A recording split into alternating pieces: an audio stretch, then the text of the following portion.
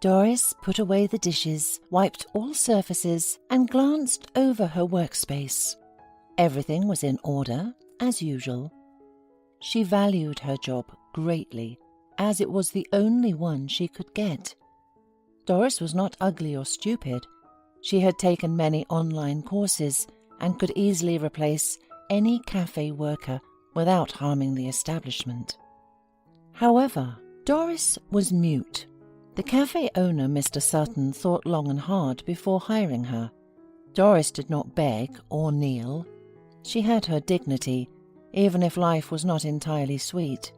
Before coming here, she walked around half the city. She always brought all her educational documents with her, but she was not hired for good jobs where speaking was not necessary. She was not hired anywhere at all. Frankly, this cafe was almost the last option. Mr. Sutton was drumming his fingers on the table. "You understand that I can't put you behind the bar and let you go as a waitress. I can't even make you a cook's assistant, because you won't be able to look at your notes all the time. Everything needs to be quick and clear. I have a few vacancies.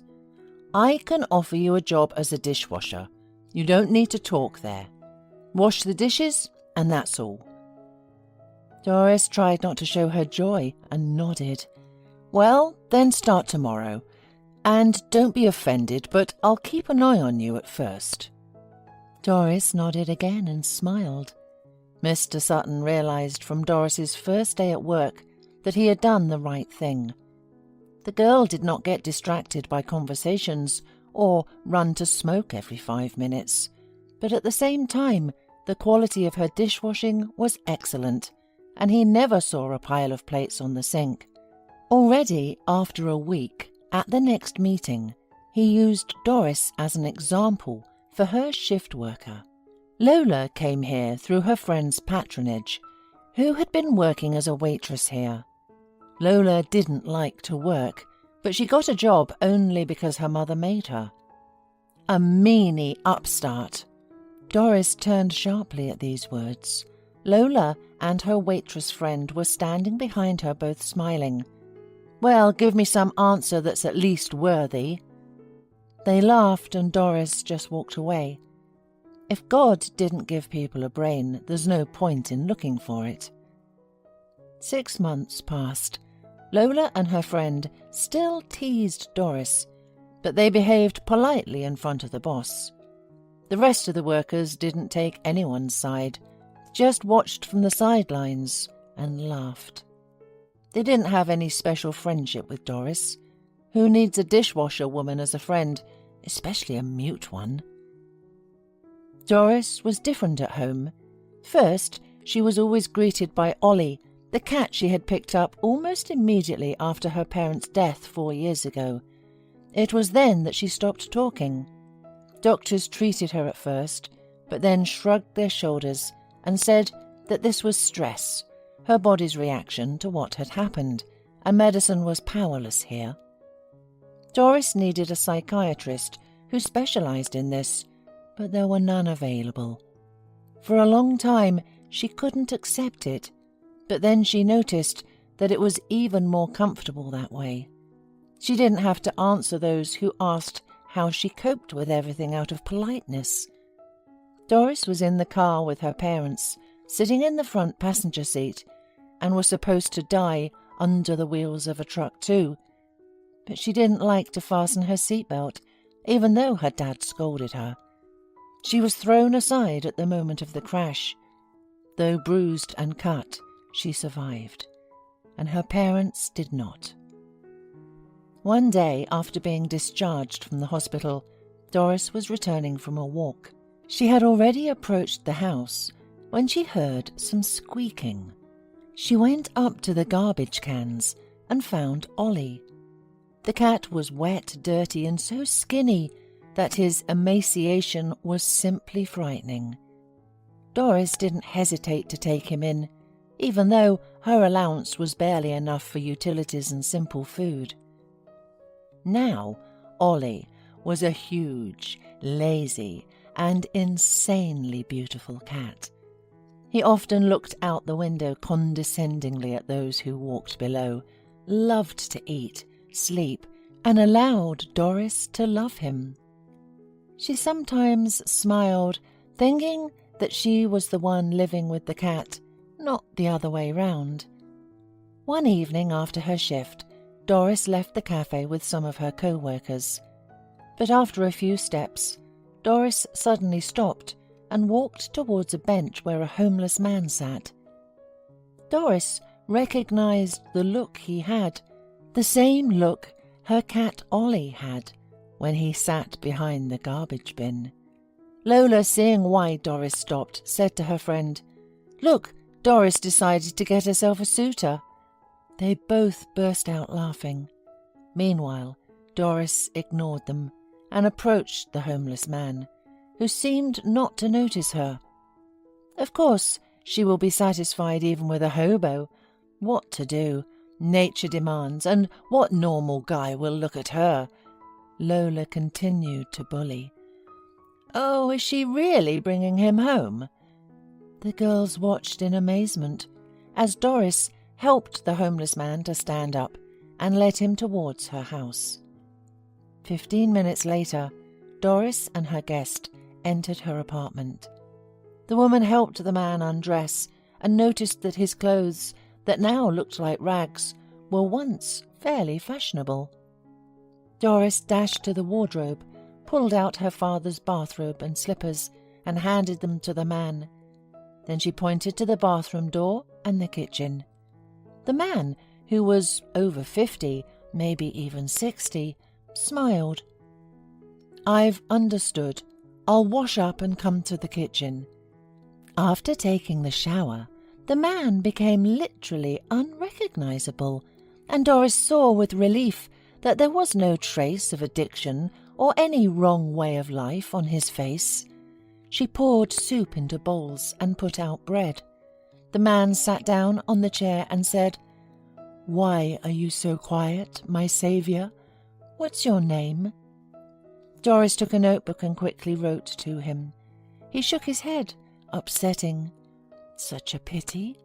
You're so young and beautiful. And I'm almost like you. I can talk, but do not remember my name or surname or where I come from, so I do not say almost anything." Doris wrote, "How long have you been on the street?"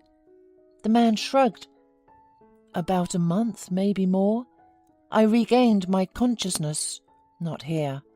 There's a big dump outside the city. That's where the local homeless people brought me back to my senses.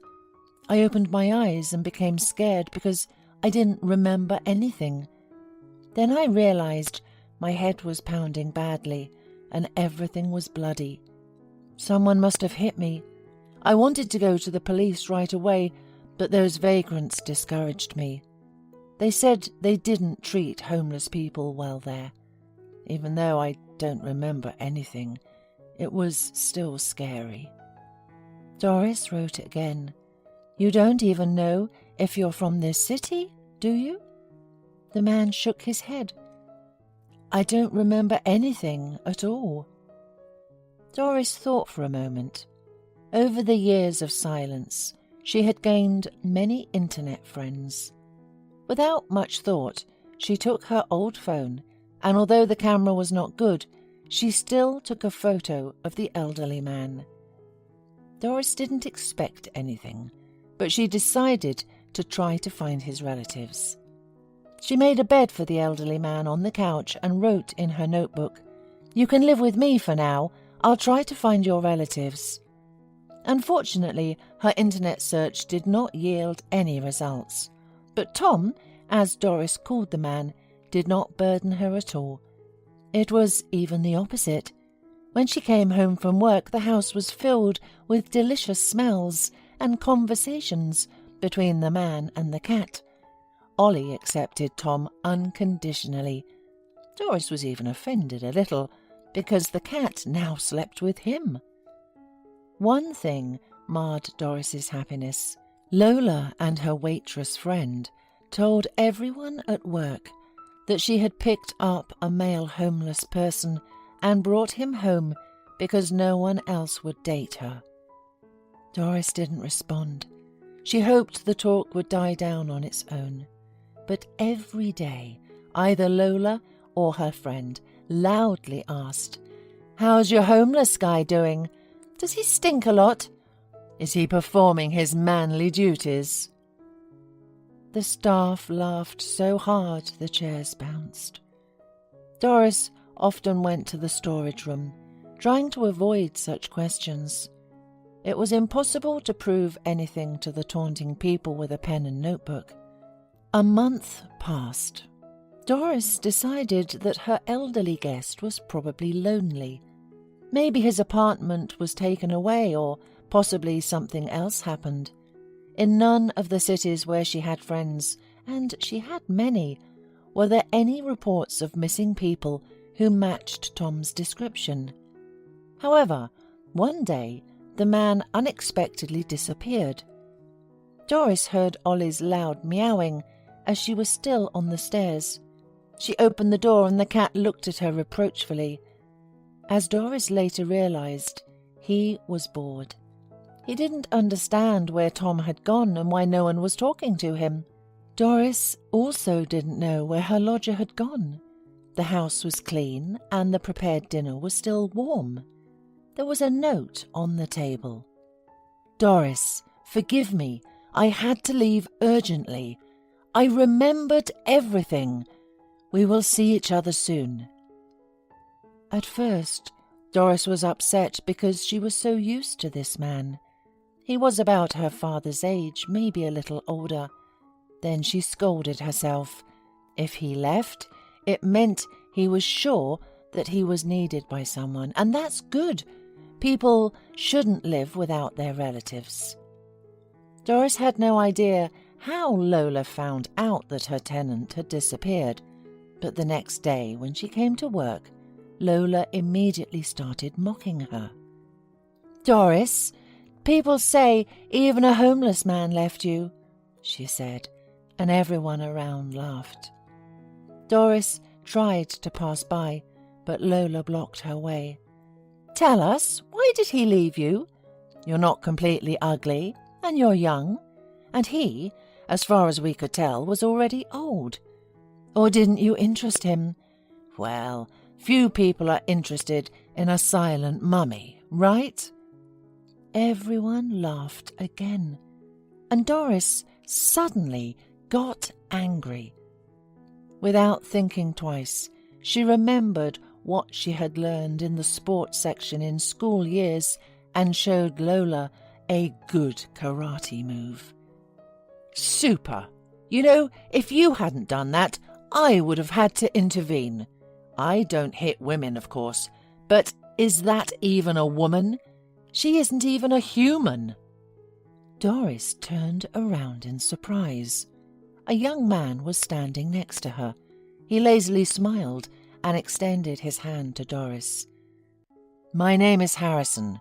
I'm the son of that homeless man you took in." The staff left crying Lola and listened with surprise to their conversation. Doris quickly grabbed her notepad.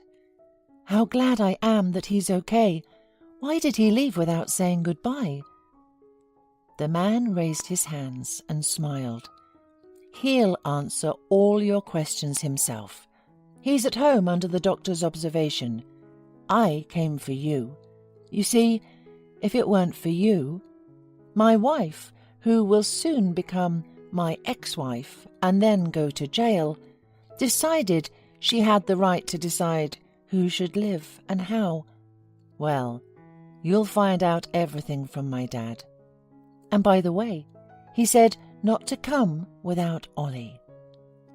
Doris smiled, and Harrison continued, "You won't have to come back to work here. I guarantee you that. We'll definitely cure your illness. You'll be able to live a full, normal life." He talked some more, leading her to the white SUV. She had only seen Lola once afterward.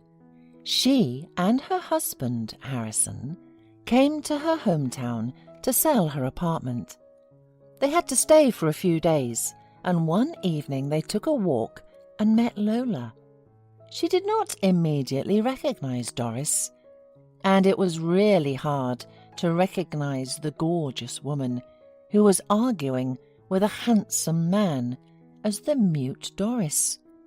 And when Lola finally understood who was in front of her, she opened her mouth, but then quickly turned around and went in the opposite direction, apparently not to get upset. Hola, suscríbete a Historias Vitales para no perderte nuevas historias. Mi esposa había estado trabajando en su proyecto especial durante 4 meses ahora. No era su proyecto personal, pero ella era la persona principal y responsable de su éxito. El proyecto estaba diseñado para salvar a su empresa, Bixler Enterprises. Los últimos 4 meses habían sido difíciles porque se vio obligada a trabajar duro. Era importante tanto para ella como para la empresa. Había una buena posibilidad de que Bixler Enterprises quebrara si el proyecto no se completaba. Sara tenía una licenciatura de Albrecht y un MBA de Wharton. Era la más inteligente de la familia. Yo empecé a trabajar como mecánico de autos justo después de la secundaria y después de 21 años seguía siendo mecánico de autos. No me importaba porque me gustaba el trabajo y pagaba bien. Era suficiente para pagar la universidad de Sara y criar a 2 hijos. No vivíamos lujosamente, pero estábamos bien. Los niños ya se habían mudado, y las cosas iban bastante bien con nuestros ingresos. Sara quedó embarazada 3 meses después de casarnos a la edad de 18 años. Durante los primeros años de nuestro matrimonio, vivimos con mis padres. Ellos tenían una gran casa vacía ya que 4 de mis hermanos se habían mudado. Eso significaba que teníamos una niñera mientras Sara completaba sus primeros años de universidad. Debido a 2 embarazos, la carrera de 4 años le llevó 6 años completarla. Fue difícil, pero lo logró. Siempre tuve trabajo y nunca me faltó trabajo extra si lo necesitaba. Después de que Sara se graduó de Wharton, alquilamos nuestro propio lugar. Tuvo ofertas de trabajo de varias empresas grandes, pero todas requerían que nos mudáramos. A mí no me importaba, pero Sara quería quedarse cerca de casa. Por eso decidió trabajar en Bixler Enterprises. Pagaba bien, pero lo más importante, le daba responsabilidad y la oportunidad de avanzar. Sara era una empleada trabajadora y dedicada. La presentación es el jueves en el Hotel Thyssen en Filadelfia. Tomé unos días libres en el trabajo para ayudarla según fuera necesario. Al final, todo lo que logré fue hacerle algo de comer cuando llegaba a casa. No sabía nada sobre su trabajo, ni tampoco quería saber. Los negocios corporativos de alto nivel me aburrían. Empresarios de Europa, Asia y América del Sur venían aquí, la empresa pagaba sus boletos de avión y proporcionaba habitaciones en el Hotel Thyssen mientras estaban aquí. Era caro como el infierno, y por algunas cosas que Sara había dicho, la empresa estaba sobreestimando sus finanzas. Su presentación era importante para ella, para la empresa y para más de 200 empleados. Hasta el martes por la noche, todo iba bien. Sara llegó a casa con un traje nuevo, un traje gris con una blusa blanca. Desplegó todo lo que necesitaba en la cama de la habitación de invitados. Cuando se trataba de la limpieza de la casa, ella era normal, pero cuando se trataba del trabajo, era meticulosa. No entendía por qué necesitaba sacar su ropa interior de lujo, pero no dije nada. Además de su traje para la presentación, tenía varios vestidos de cóctel lindos para eventos sociales antes y después del evento. Siempre había evitado tales eventos, pero me sentía obligado a ir con ella si ella quería que lo hiciera. Me agradeció la oferta, pero dijo que no era necesario. Todos los materiales y equipos que necesitaba estaban guardados ordenadamente en el maletero de su Volvo. Antes de salir del trabajo, ella misma conducía el coche para asegurarse de que todo estuviera en perfectas condiciones. Tenía todo el día miércoles para prepararse y toda la noche del miércoles para socializar con sus invitados. Sara era tan buena en lo que hacía que sentía que habría sido mejor si simplemente me hubiera mantenido alejado de ella. Finalmente, había terminado. Lo había revisado y vuelto a revisar todo. Todo lo que necesitaba ahora era una ducha caliente y una buena noche de sueño. Supongo que mi error fue que empecé a revisar sus cosas después de que Sara comenzara a ducharse. Pensé que estaba ayudando, pero resultó ser lo contrario. Estaba moviendo cosas en la cama cuando un pequeño sobre blanco cayó del bolsillo lateral de su bolso de maquillaje. Una carta de una farmacia, pero no del tipo que solemos usar. Dentro había 10 pastillas. No tenía idea de qué era, Pren, y las instrucciones eran confusas. Si es necesario, tomar una pastilla y luego una segunda pastilla 12 horas después. Pensé que podría ser algo que ella había conseguido para la ansiedad o los nervios, pero las instrucciones no tenían sentido. La receta estaba escrita a su nombre el lunes. Volví a poner el sobre en su lugar mientras ella terminaba de ducharse. Decidí que quería saber más sobre Pren antes de contarle sobre ello. Por supuesto, si lo mencionaba, significaría que estaba revisando sus cosas. Odio los dilemas. Mientras Sara se preparaba para dormir, fui a nuestro ordenador doméstico y busqué. 10 minutos después, me uní a mi esposa bajo las sábanas. Pasé toda la noche despierto, preguntándome por qué mi esposa había recogido una receta para la píldora del día después, especialmente después de que me hicieran una vasectomía hace 10 años. A la mañana siguiente, me levanté temprano, pero no estaba descansado. Di un largo paseo, esperando que despejara mi mente. Me dirigí hacia casa con reticencia, temiendo lo que podría hacer o decir cuando llegara allí. Mi hijo Joe se unió a la Marina después de la escuela secundaria y estaba en su primer año en San Diego. Nuestra hija Gloria se casó con su amor de la infancia el año pasado y acababa de mudarse a Dallas. Eso dejaba solo a Sara y a mí. Echaba de menos a los niños, pero esperaba envejecer con mi esposa. Ella era la única mujer que me había interesado, y ahora todo estaba. Si Sara estaba teniendo una aventura, lo ocultaba bien. Por supuesto, nunca la vigilé. Nunca miré sus correos electrónicos o llamadas telefónicas. No tenía razones para hacerlo. No tenía forma de saber qué estaba haciendo en el trabajo o después del trabajo. Confiaba en ella completamente. Ion, ¿dónde demonios has estado? ¿Quieres huevos o algo? No, solo café. No me sentía con muchas ganas de hablar. ¿Qué pasa, cariño? Solo son 3 días. Puedes venir si quieres, pero te aburrirás como una ostra. No, realmente no quiero ir, pero odio dejarte sola. Me preocupo cuando no estás aquí. Es muy dulce, querido, pero estará bien. No voy a salir del hotel en todo este tiempo.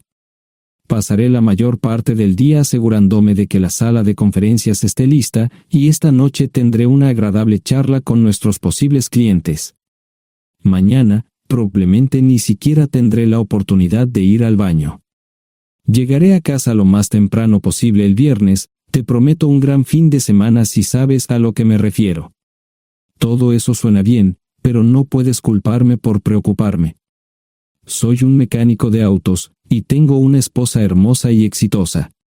A veces tengo la sensación de que estás menos interesada en mejorar nuestra situación familiar que en avanzar en tu carrera. Detente, maldita sea, Ion.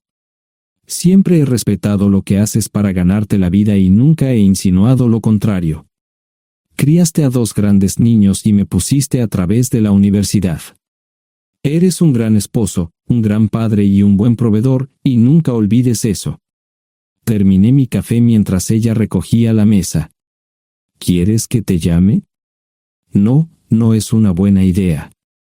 Tendré el móvil apagado, y voy a apagar el teléfono de la habitación por la noche para poder dormir. Te llamaré siempre que pueda. La ayudé a cargar el coche, era tan meticulosa con eso como con todo lo demás. Trabajando, le llevaría 3 horas llegar al Hotel Lisen. Me quedé en el porche y la vi marcharse. No me molesté en preguntarle por las pastillas. Pasé el resto de la mañana en el porche. No recuerdo haberme preocupado tanto como ahora. Me sentía pequeño e insignificante. Me sentía fuera de mi liga. Era un tipo de pueblo con un trabajo mediocre y una esposa exitosa. Era una combinación equivocada. Debería haberlo notado antes. Me sentía estúpido. El mejor traje que tenía era una chaqueta azul y un par de pantalones. Al menos tenía algunas corbatas, aunque tenían 10 años de antigüedad. Acababa de terminar de vestirme cuando sonó el teléfono fijo. Oye, cariño, solo quería avisarte de que llegué bien.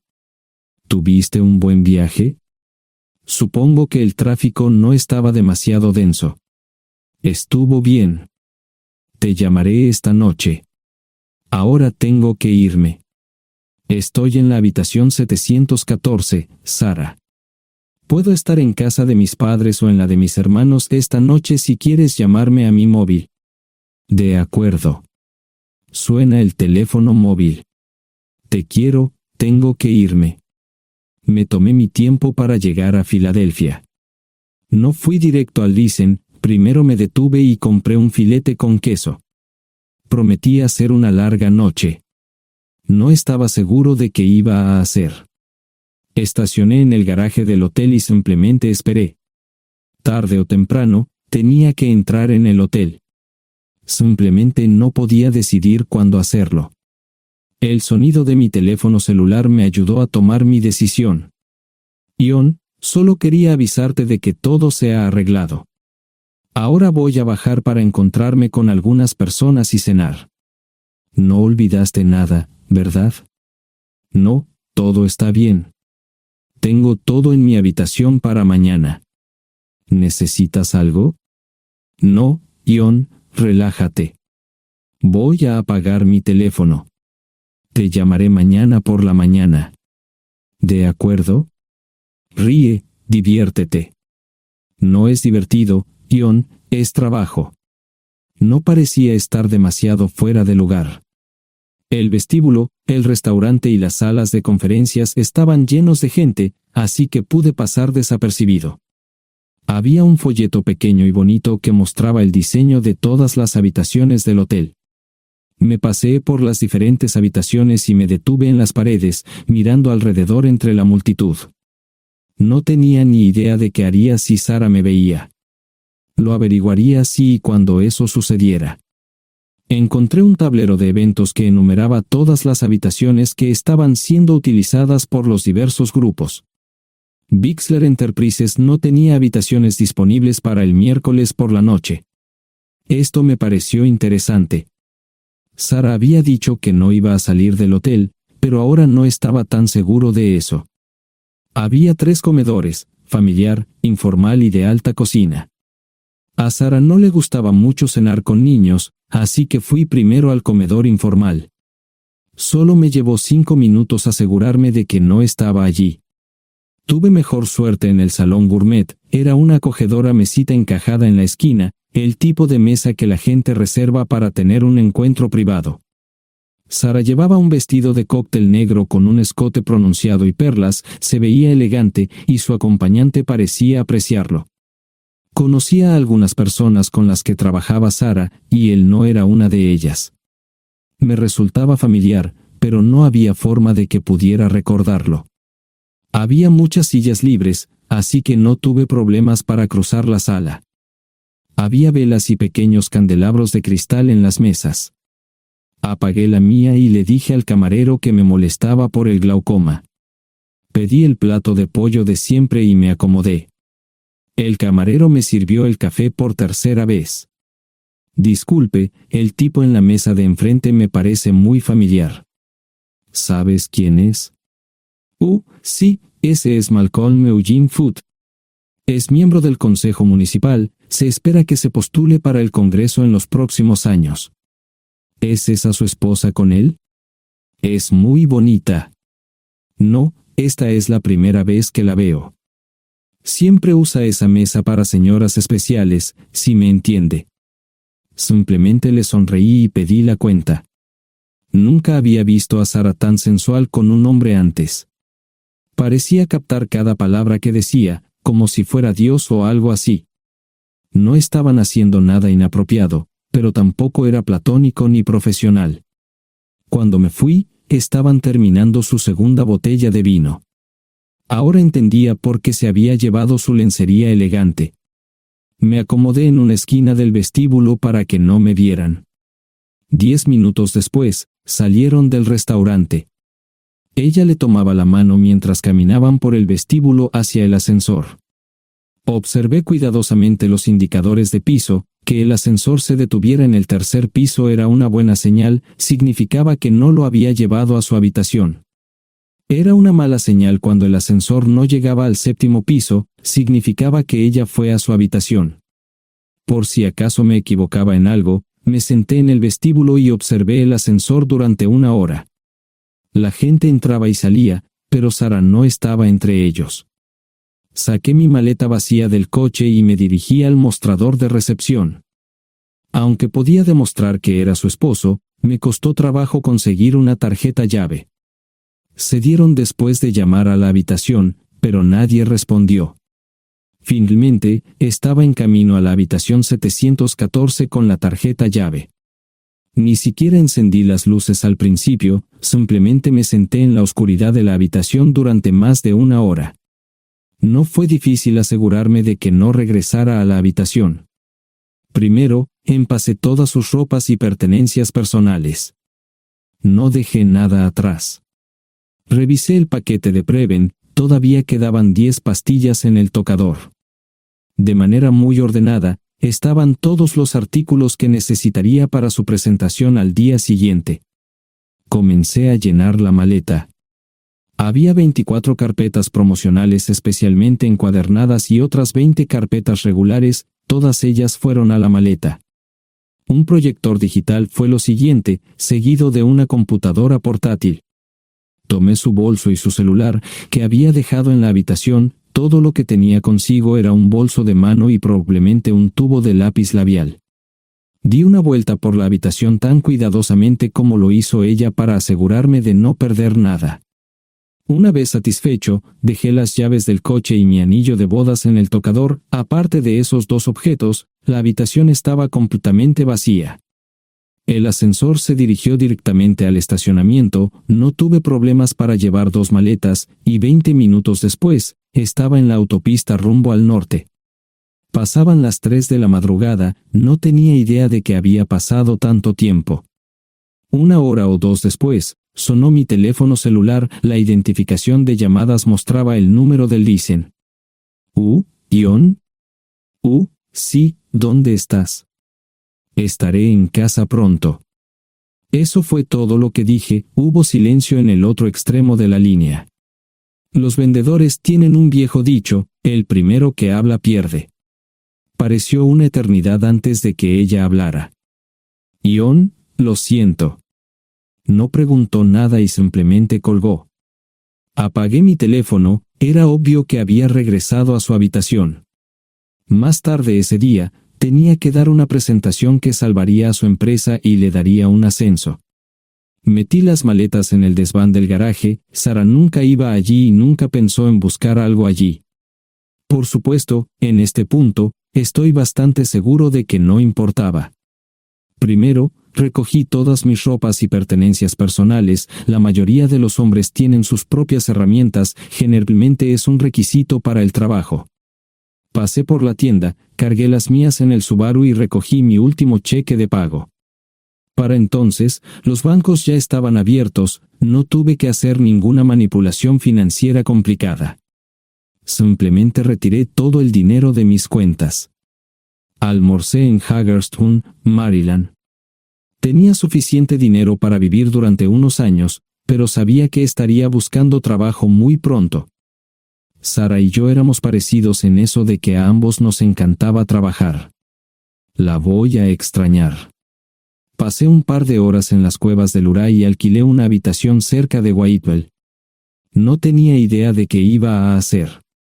Era sábado, y me encontré sentado en el acuario de Chattanooga, observando la naturaleza que nunca había visto antes. Pasé unas horas simplemente relajándome y decidí que era un buen lugar para estar. Compré un pase anual para el acuario y, para la hora de la cena, tenía un lugar donde quedarme. Era un remolque móvil en el parque, pero estaba amueblado y era económico. No necesitaba mucho. La primera cosa que haría el lunes por la mañana sería conseguir un trabajo. Un buen hombre de mantenimiento siempre puede conseguir un trabajo, especialmente si está dispuesto a trabajar duro. Podría permanecer discreto hasta que fuera el momento de renovar mi licencia de conducir o las etiquetas del coche, me preocuparé por eso cuando llegue el momento. El domingo por la tarde, llamé a Gloria. Me sentí obligado a informarle sobre lo que estaba sucediendo, pero Sara ya se lo había contado. Fue bastante franca con Gloria sobre lo que había pasado, dijo que había engañado, que la sorprendí, que me fui y que ella perdió su trabajo. Me sentí mal porque ella perdió su trabajo, pero ese era el precio que tenía que pagar.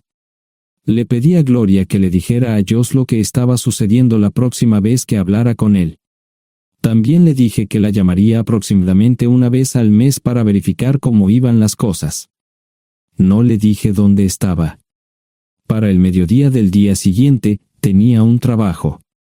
En realidad, estaba a poca distancia del parque de remolques, con el Waffle House a mitad de camino. ¿Qué más podría querer un hombre? No sé cómo manejaron el papeleo, pero me estaban pagando $20 por hora sin hacer preguntas. Estaba feliz, y ellos también. Ni siquiera tendría que tocar el dinero que traje conmigo. Unos 2 meses después, Gloria me informó que Sara se había mudado de la casa y estaba viviendo con sus padres. Gloria no sabía nada más, pero estaba feliz de que estuviera estable y le estuviera yendo bien. Josh me llamó desde San Diego solo para informarme que iba a hacer un crucero. Era técnico en aviónica en un portaaviones, intentó explicar qué hacía exactamente, pero estaba más allá de mi comprensión. Nunca supe mucho sobre cosas técnicas. Ambos tuvieron cuidado de no decir nada malo sobre su madre, aprecié eso. Después de eso, todo siguió como siempre. Comencé a hablar con Gloria al menos semanalmente, Josh y yo comenzamos a enviar correos electrónicos regularmente. Gloria hablaba regularmente con Sara, pero decía muy poco sobre lo que estaba haciendo o dónde estaba. Nunca presenté la solicitud de divorcio, y parece que Sara tampoco lo hizo. Tengo una licencia de conducir de Tennessee y las etiquetas en el Subaru. Comencé a frecuentar un bar local un par de veces al mes y tuve encuentros casuales, 2 mujeres se alternaban como mis compañeras nocturnas regulares. No buscaban compromisos, y yo tampoco, parecía funcionar bien para todos nosotros. La vida era buena. Eso fue hace mucho tiempo, y gradualmente olvidé a Sara.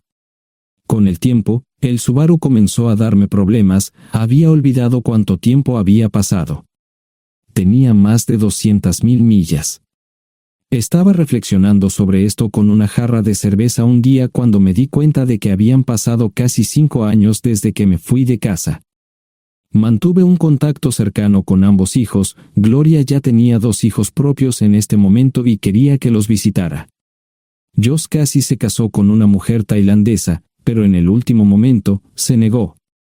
Por lo general, trabajaba 6 días a la semana y usaba el domingo para recuperarme del sábado por la noche, no había ninguna buena razón para que alguien llamara a la puerta de mi remolque a las 6 de la mañana de un viernes.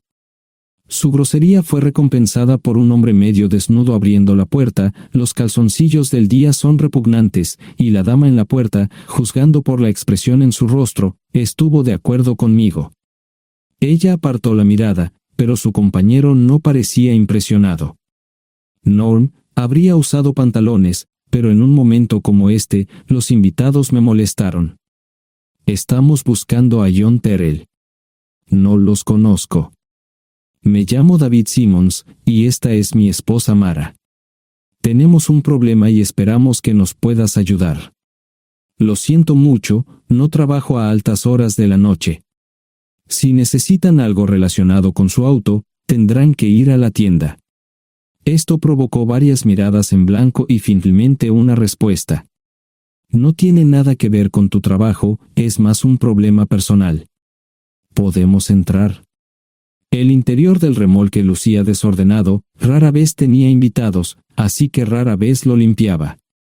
Incluso mis novias insistían en que fuéramos a su lugar. Hagan como en su casa, déjenme ponerme los pantalones enseguida. Al entrar en el dormitorio, dejé la puerta abierta solo para mostrarles lo hospitalario que soy. También me puse una camisa. ¿Les gustaría tomar café? Solo tomará unos 10 minutos. Aparté algunas cosas del sofá para que pudieran sentarse, no hubo respuesta a la pregunta del café. Tenemos una hija adoptiva de 4 años y otra de 2 que necesita un trasplante de médula ósea, y esperamos que nos puedas ayudar. Estamos dispuestos a pagarte si es necesario.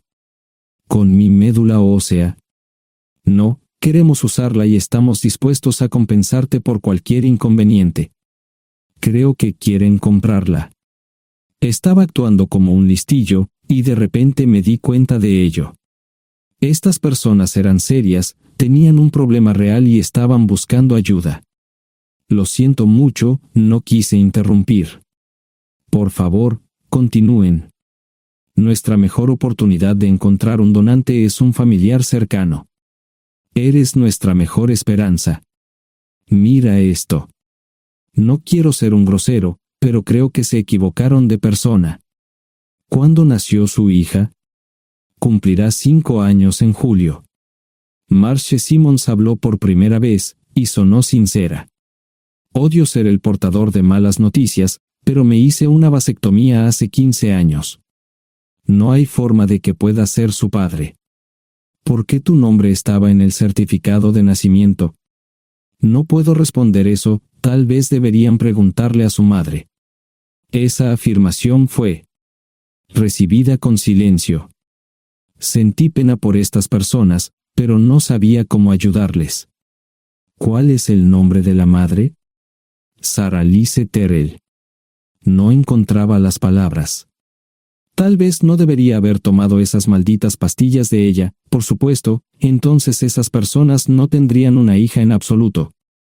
Todo lo que pensaba que había superado el dolor, y aquí está de nuevo, viejos recuerdos de mi esposa teniendo relaciones sexuales con ese maldito político de Filadelfia. Estaba empezando a olvidarlo todo, y ahora estaba de vuelta. Maldita sea. Ahora entiendo y pido disculpas por mi grosería e insensibilidad. Haré todo lo que esté en mi poder para ayudarles. En primer lugar, porque no puede Sara hacerse un trasplante de médula ósea. Médicamente, no puede. ¿Por qué no? Es madre, tiene que ser una donante adecuada. Ella es una donante adecuada, pero está demasiado enferma. Los médicos se negaron siquiera a considerar utilizarla. ¿Enferma de qué?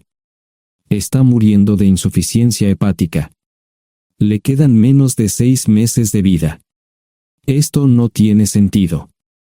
Siempre ha estado perfectamente sana. Además, no creo que un hígado enfermo le impida donar médula ósea. El hospital no aceptará su firma en el formulario de consentimiento. ¿Estás diciendo que hay algo mal en su cabeza? Ambos me miraron en silencio, sabían la respuesta, pero no querían decirlo. En ese momento, no quería que se sintieran aún más incómodos. Hace 10 minutos, no me importaban, pero ahora sentía que tenía que protegerlos y ayudarlos. ¿Cómo sucedió esto? ¿Podría alguno de mis hijos ayudar? Quizás, pero pensamos que eras nuestra mejor esperanza. ¿Por qué no van tras su padre, su verdadero padre? Pensamos que eras tú. No tenemos ni idea de quién más podría ser. Sara no nos dijo nada sobre otro posible padre. De hecho, ella no estaba en condiciones de explicar nada, agregó Mara. Obtuvimos la mayoría de nuestra información de la agencia de adopción. Tuve que preparar café y hacer pis, permítanme un momento. Dejé a mis invitados sentados mientras preparaba el café. Solo tomó unos minutos. Mientras se preparaba, fui al baño, algo que necesitaba hacer urgentemente. Traté de ser discreto, ya había avergonzado lo suficiente a Mara. ¿Dónde viven? En Westchester, Pensilvania. Les haré una oferta. Si les digo quién es el verdadero padre de su hija, deben prometerme que lo perseguirán sin descanso hasta obtener lo que desean. ¿De qué estás hablando? El padre de su hija es un político prominente en Pensilvania. Por supuesto, negará todo y probablemente les proporcionará documentos legales para detener sus esfuerzos. Si acuerdan presionar lo suficiente para que él admita que la niña es suya, podrán avergonzarlo y obligarlo a hacerse un trasplante de médula ósea. Eso es lo que quieren, ¿verdad? Sí, claro, pero ¿cómo hacemos eso? No lo sé. Soy mecánico. Trabajo con metal para ganarme la vida. Creo que la mejor manera sería utilizar la televisión, la radio y los periódicos. Los políticos harán cualquier cosa para evitar una mala publicidad. ¿Tienen amigos que puedan ayudar? Bueno, ahora ambos estaban sonriendo. Debo haber dicho algo que les dio esperanza. Creo que podemos hacer esto. ¿Quién demonios es él? Malcolm Eugene Foote. Se postula para el Senado de los Estados Unidos. Apuesto a que hará cualquier cosa para evitar una mala publicidad. El café estaba listo, pero David y Marshall no podían esperar para llegar a casa. Antes de irse, les dije cómo ponerse en contacto con Gloria y Josh en caso de que los necesitaran. Estaba seguro de que ayudarían. También les pedí que me dijeran dónde estaba Sarah. Probablemente estaría en Pensacola antes de que ellos regresaran a Westchester. Me corté el pelo y compré una camisa nueva. Sarah era una tramposa que arruinó mi vida, pero aún así quería lucir bien cuando la viera. Era otro remolque, pero esta vez era un bonito doble nuevo. Allí estaba su Volvo con una llanta desinflada y un parabrisas roto. La mujer que abrió la puerta no era Sarah, parecía que la habían empapado fuerte y la habían dejado empapada. Tenía al menos 45, tal vez 50, y debió haber tenido una vida difícil. La falta de maquillaje no ayudaba, y simplemente se veía horrible. No tuve la oportunidad de abrir la boca. Caray, si no es John Terrell. Nunca esperé verte aquí. Tuve que usar la vieja línea, me estás poniendo en desventaja. Sherry Hart. Pasa, entra. ¿Quieres una cerveza? No, pero gracias. Estoy aquí para ver a Sarah. Sherry cruzó la habitación y se detuvo en el buffet del comedor. Aquí está, John. Mírala todo lo que quieras. Su mano señalaba una urna de latón que estaba en el centro del buffet vacío. Supongo que llegué demasiado tarde. No me moví, solo me quedé mirando el contenedor frente a mí. ¿Puedo tomar una cerveza ahora? Sarah se mudó a Pensacola después de dar a su bebé en adopción. Compró el remolque con el dinero que recibió de Bixler Enterprises después de que la despidieron. Tenía una participación en las ganancias, 401k, y vacaciones y días de enfermedad. Eventualmente, consiguió un trabajo en una fábrica local de prendas de vestir donde trabajaba en el departamento de envíos. Allí fue donde conoció a Sherry. Sherry alquilaba una habitación de Sarah.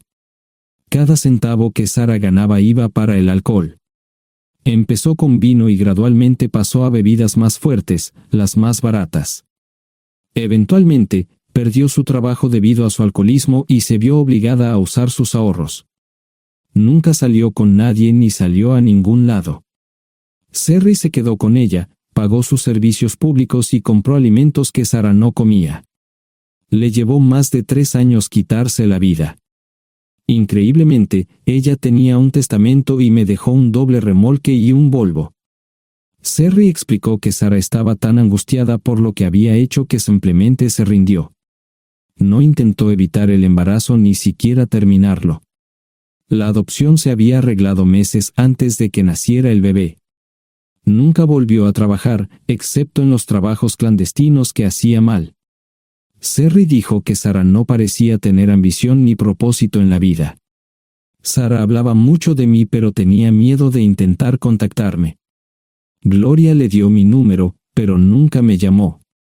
Era como si su aventura de una noche la hubiera lastimado más a ella que a mí. Estuve allí durante 2 semanas y luego vendí el remolque de Cerry por $1 y obtuve $3,000 por el Volvo. 2 días después, estaba en Westchester visitando a mis nuevos amigos David y Marche. Malcolm Eugene Foote resistió al principio, pero David y Marche lo presionaron hasta que cedió. Insistió en pruebas de ADN, que demostraron que era el padre. Para salvar la cara, más o menos lo obligaron a someterse a un trasplante de médula ósea, que fue exitoso. La carrera política y la vida familiar de Malcolm no dejaron una impresión favorable. Su caída en las encuestas fue tan rápida que el partido lo reemplazó por otro candidato unos meses antes de las elecciones. Su esposa solicitó el divorcio y fue muy pública al respecto. Sara y yo estamos viajando ahora a Dallas para ver a Gloria y a mis nietos. No sé cuánto tiempo mantendré a Sara conmigo, probablemente hasta que tenga a alguien.